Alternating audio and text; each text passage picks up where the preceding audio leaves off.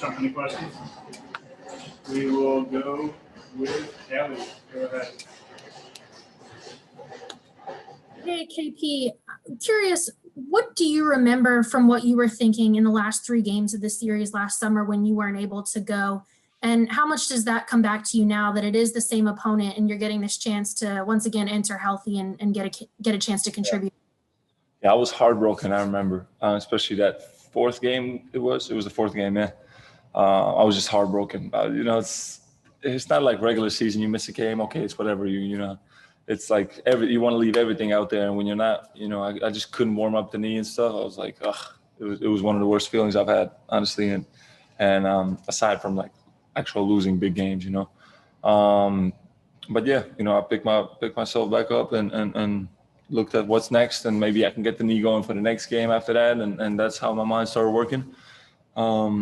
But yeah, it's I'm glad I got those 3 games in against them and in the playoffs. With that kind of intensity, with that kind of focus. So I'm excited. I'm excited for this season's playoffs and see how we can compete against them. And one quick follow-up, if I can. What do you remember, like exercise-wise or warm-up-wise, that you were doing when you realized that you weren't going to be able to go for Game 4?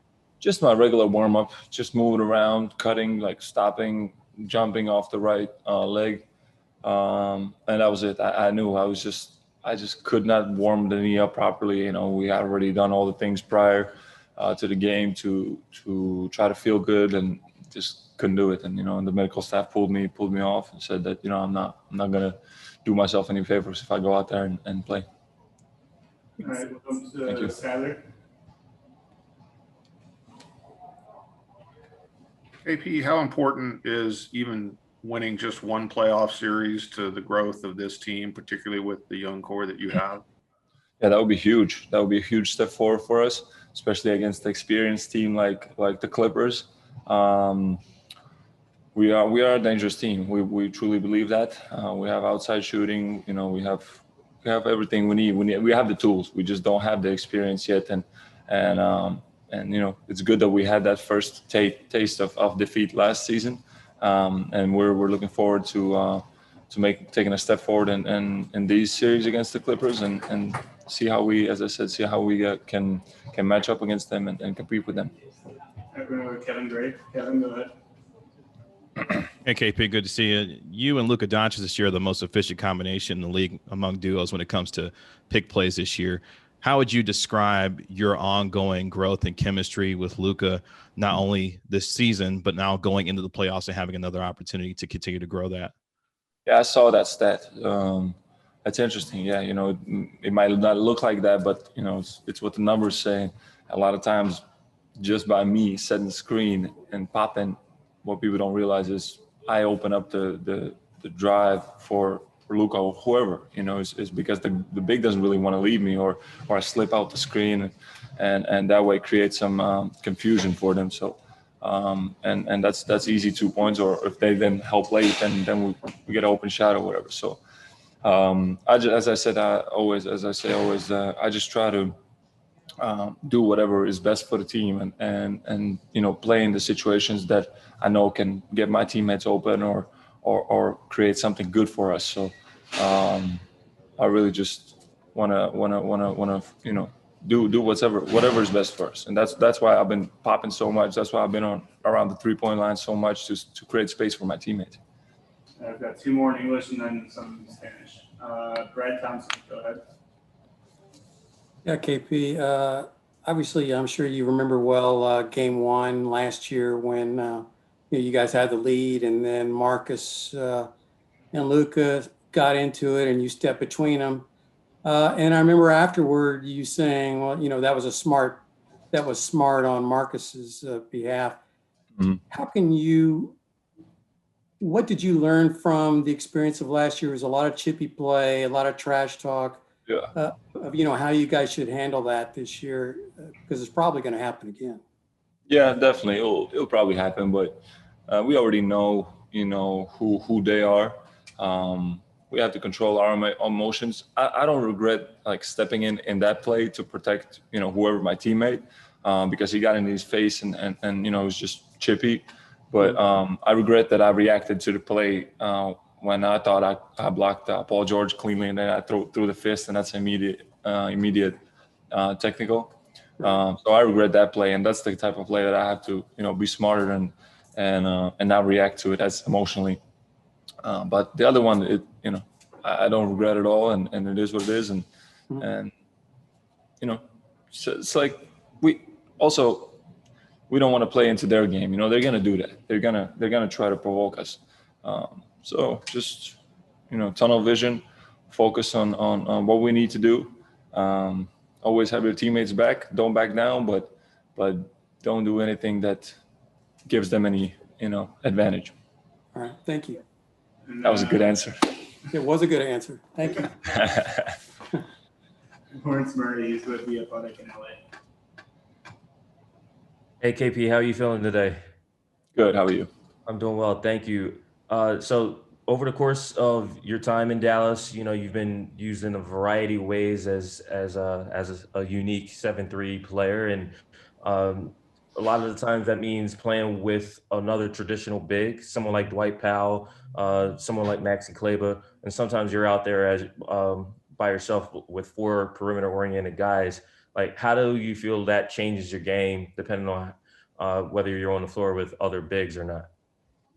Yeah, I'm kind of actually, I realize now with the practices now that, Dwight, me and Dwight were playing a lot, him at the 5, I'm at the 4.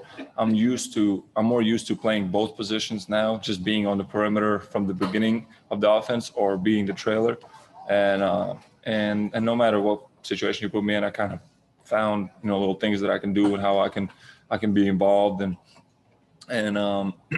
some new plays that we have. So I feel like no matter how, excuse me, no matter how we're gonna match up or how we're gonna play, I'm gonna try to find ways how I can be productive within our offense and make the game easier for Luka and for the rest of the guys. All right, we've got one more in English and Spanish. So Davide, go ahead. Hey, KP, going back to last year, it was the first experience for you in the playoffs. What did you learn about the way the playoffs are played, and if it's really true that it's a completely different style of basketball? Sorry, what was the first part? What did you learn about the playoff experience in general? Yeah, definitely. The intensity is way higher. Scouting report is way more profound is the word. Yeah, in depth. Yeah. Every little the other team and knows every little thing that you do on the court, every little sequence and plays and things like that. So you have to freestyle a lot and just play freely without even knowing what you're going to do yourself. So the opponent can't really read you. And then the intensity and the focus level and all that just goes up, and everybody knows it's something special, and it's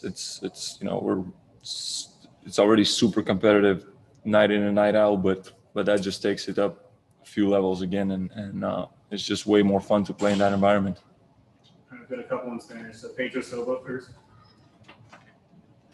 Thank you. Kristaps, ¿qué tan fuerte o peligroso es este equipo de los Clippers este año, a diferencia del año pasado, con las adiciones de Rondo, de Ibaka, de Cousins? ¿Y cuál crees que es la clave para ustedes para ganar esta serie? Son muy peligrosos.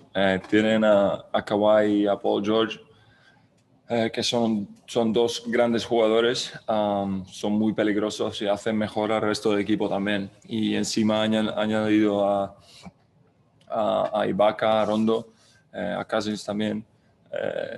Así que es un equipo con mucha experiencia, un equipo que ha llegado y ha ganado todo, muchos de ellos, y en ese sentido pues no estamos en el mismo nivel de ellos, pero tenemos otras cosas, tenemos la juventud, tenemos el hambre, tenemos la consideración que tenemos que tener para competir con esta gente, y tenemos el talento.